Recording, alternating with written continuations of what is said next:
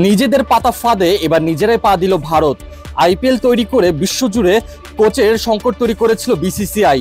এবার সেই আইপিএল এর কারণে ভারত জাতীয় দলের কোচ খুঁজে পাচ্ছে না। ফ্রাঞ্চাইজি ক্রিকেট জনপ্রিয় হয়ে উঠেছে বিসিসিআইয়ের হাত ধরে। সেই ফ্রাঞ্চাইজি ক্রিকেটে কোচিং করানো হেভিওয়েট কোচরা তাই জাতীয় দলে কোচ হতে চায় না। অন্য বোর্ডগুলোর পর এবার খোদ বিসিসিআই পেল এই তিক্ত অভিজ্ঞতা।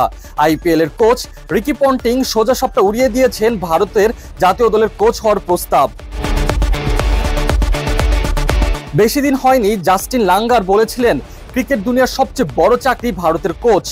একে তো কারি টাকা, তার উপর আকাশচুম্বী জনপ্রিয়তা। ভারতের কোচ তাই কেনা হতে চায়।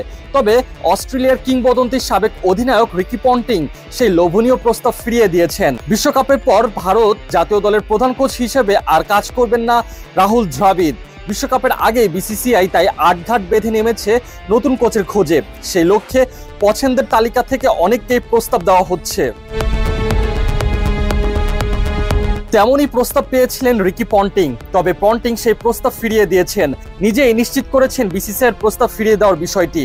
মূলত ফ্রাঞ্চাইজি ক্রিকেটে বিভিন্ন ভূমিকায় কাজ চালিয়ে যাওয়ার কারণেই পন্টিং কোনো জাতীয় দলের দায়িত্ব নিতে চান না। তিনি বলেছেন, আইপিএল এর সময় আলোচনা হয়েছে, আমার আগ্রহ আছে কিনা জানতে চাওয়া হয়েছে। সিনিয়র দলের কোচ হতে ভালোই লাগবে, তবে আমার অন্যান্য যেসব ব্যস্ততা সেই সাথে বাড়িতেও কিছু সময় কাটাতে চাই।